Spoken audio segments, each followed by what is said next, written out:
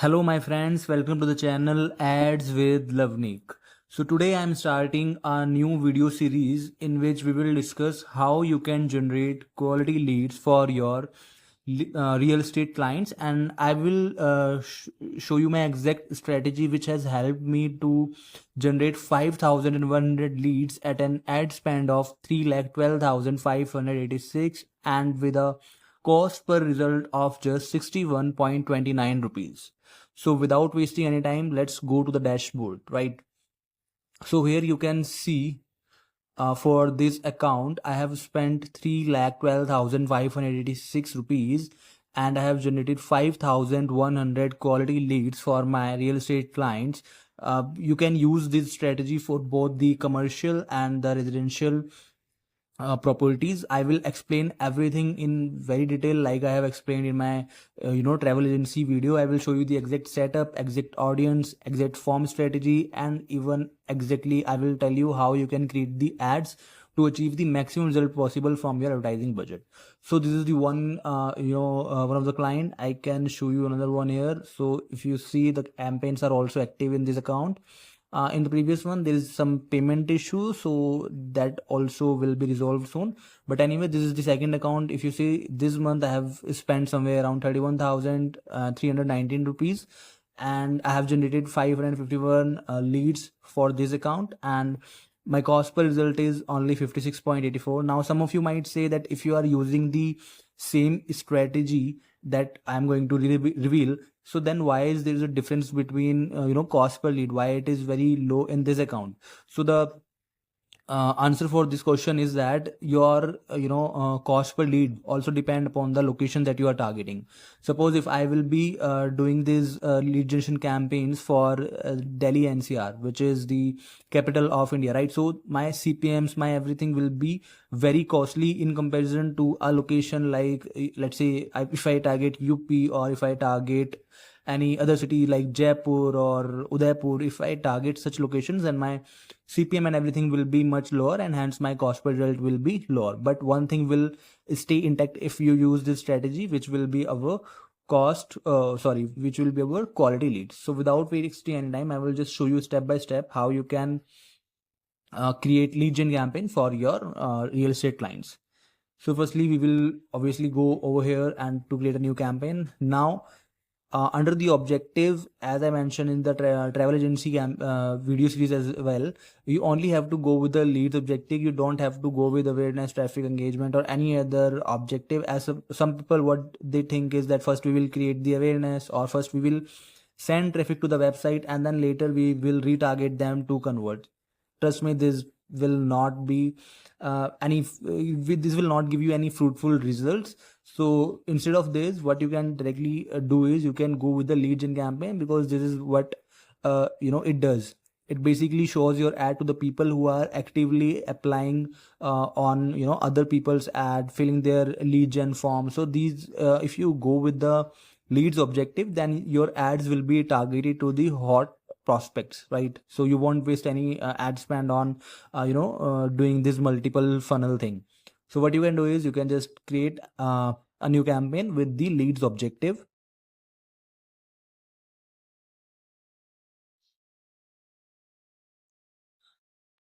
Now we will name this campaign. Let me put ads with Lavni just for now.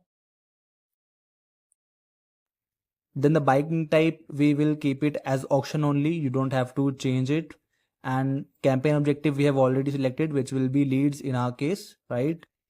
And then campaign spending limit, if you are if you want to add any spend cap for the safer side, then you can add it. But other than that, it doesn't really affect the performance at all.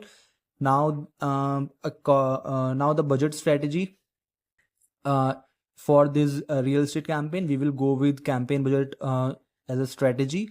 I will tell you the reason behind it in the later part of the video when we will be doing the audience targeting. So for now, you can just remember that we will be using campaign budget as a budget strategy, and we will keep the budget as I mentioned, as per our location and as per the client's budget. So you can keep it accordingly. So this is up to you how much your client is feasible to spend. Now, about the campaign bid strategy. So there is one thing that you need to listen this very carefully. When you run lead gen campaign, and I have seen many of the accounts using this highest volume or cost per result goal or any other bid strategy. Now, why I'm saying that is, when you use this strategy for your real estate clients, then your conversion rate becomes very, very low. And what is the reason behind that? So you have to understand this. Let's say if I am running a lead gen campaign and I select cost per result goal as my bidding strategy, right? Now Meta will aim to give me leads at the lowest cost possible, or the cost that I have assigned to it, right? Now what will happen is, let's say if I am targeting a premium location like Delhi or Delhi NCR, right? So what Meta will do is, Meta will cater my ads to the location where the CPMs are low, so that my cost per result will be under the benchmark which I have assigned to the campaign, correct? And this will affect you in the later stage of the funnel, when you will be connecting with them to in order to convert them, or in order to make them a purchase. But since they were not of very high quality, then you will lose the conversion. So that's why I always recommend not to use any cost per result goal or any strategy like that. Instead, I will also reveal a hack that you can use for your real estate clients, that will be really helpful for you. So let's move further. We will discuss that part later in the audience section. Now, in the budget scheduling, you don't need to add anything over here. You can keep it as it is. Meta will take care of it on its own. And same goes for ad scheduling. A/B test. A/B test you don't have to do for the campaign objective or bid strategy or the audience. And creative, maybe you can test that, but because the audience and the campaign objective and the optimization and everything, I will be telling you with my experience which works the best. So you can just copy paste the same thing exactly. And for the ads part, I will also tell you that how should you create the ads to get the maximum result possible. But if you want, you can test the ads you have created. Okay. Now for the special ad category, there is an option for housing or housing, which some people use when they create campaigns for the real estate clients. So I don't recommend you using that, because if you use that, are some limitations that you cannot use all the interest targetings. So even without that, if you run the campaign, you won't face any problem. You won't get any ad issue or ad error, or this restrictions. You won't feel you won't face any restrictions. So you can just keep it open and do not select anything, because we don't want any limitations on our campaigns. Now let's go to the ad set level. At the ad set level, if your client has a website, then you can of course go with the website, or if you want to go with website and instant forms, you can go with the both. Because some of in real estates, sometimes you might be generating leads for a sales expert. So usually they don't have their own website. So what they want is, they just want all the data on a Google sheet or something like that. Okay, so in such scenarios, you can create instant form, and there is nothing like that. There is this myth that on website the lead quality comes very good, and on instant form it is not good at all. It is all just myths. I always, or in the majority of the time, use instant form to generate leads, and I will tell you the reason, and I will also be explaining in the later part of the videos how you can create an instant form that will only generate the quality leads and not any spam or anything like that.